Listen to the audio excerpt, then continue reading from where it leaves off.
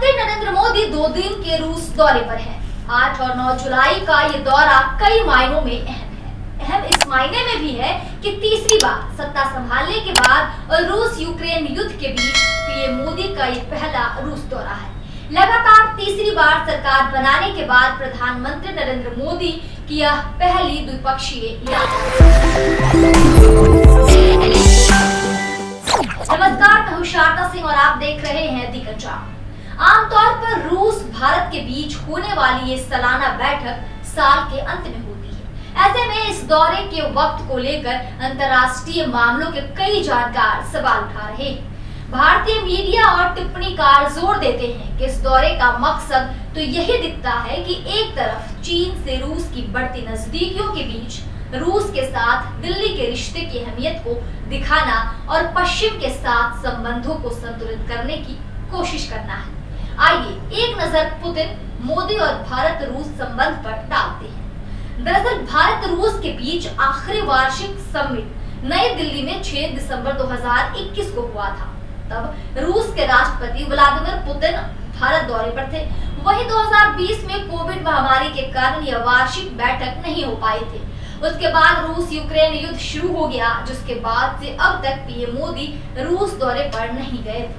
वहीं अगर पीएम मोदी आखिरी बार सितंबर 2019 में रूस गए थे। हालांकि इन दौरों के ना होने से दोनों देशों के बीच संबंधों में किसी तरह की कोई कमी नहीं आई, क्योंकि इसके बाद भी पुतिन कई मौकों पर पीएम मोदी की तारीफ करते नजर आते रहे। हालांकि जब सितंबर 2023 में भारत में G20 समिट हुआ था, तब इसमें पुतिन नहीं आए थे। हाल ही में SCO समिट में पुतिन गए थे, पर मोदी नहीं गए थे।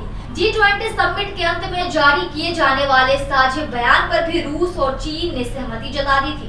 इस बयान पर सहमति को भारत की सफलता के तौर पर देखा गया था। साझे बयान की भाषा पर रूस ने आपत्ति नहीं जताई थी। इससे पहले भी जब यूक्रेन युद्ध के कारण पश्चिमी देशों ने रूस पर प्रतिबंध लगाए थे, तब आलोचनाओं के बावजूद भारत ने रूस से तेल खरीदना जारी रखा था। तो आइए अब ये जानते हैं कि भारत और रूस एक दूसरे पर कितना निर्भर है।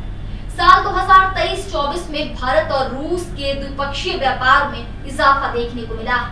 दोनों देशों के बीच करीब 65 अरब डॉलर का व्यापार हुआ। भारत ने रूस को 4 अरब डॉलर का निर्यात किया और रूस से 60 अरब डॉलर का आयात किया। यानी कि भारत रूस से जितना सामान ले रहा है, उतना रूस को भेज नहीं रहा। रूस भारत का एनर्जी और डिफेंस सेक्टर के मामले में भी अहम सहयोगी है। रूस भारत का बड़ा हथियार सप्लायर भी रहा है। Stockholm International Peace Research Institute के मुताबिक साल 2017 से 22 के बीच भारतीय रक्षा आयात में रूस की हिस्सेदारी 62% से गिरकर 45% हो गई थी।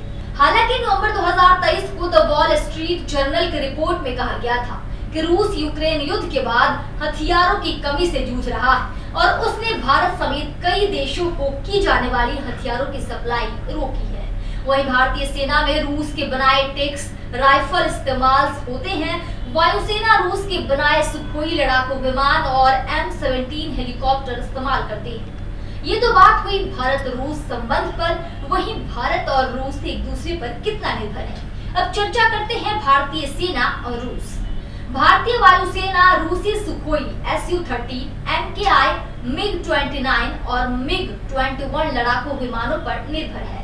इसके अलावा IL-17-6 और एंटोनोव AN-22 ट्रांसपोर्ट विमान, Mi-35 और Mi-17V5 हेलीकॉप्टर है और कुछ वक्त पहले ली गई S-400 वायु रक्षा प्रणाली भी रूसी है। जबकि भारत की सेना रूसी T-72 और T-90 युद्धक टैंकों का इस्तेमाल करती है।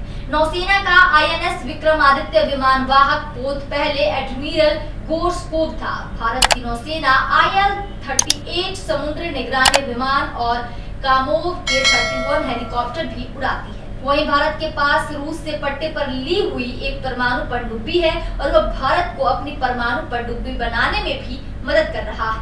भारत लगातार इस बात की कोशिश कर रहा है कि रूस से हथियार की खरीदारी कुछ कम हो। कुछ विशेषज्ञ मानते हैं कि भारत सरकार की रक्षा क्षेत्र में आत्मनिर्भरता ही एकमात्र सही पॉलिसी है।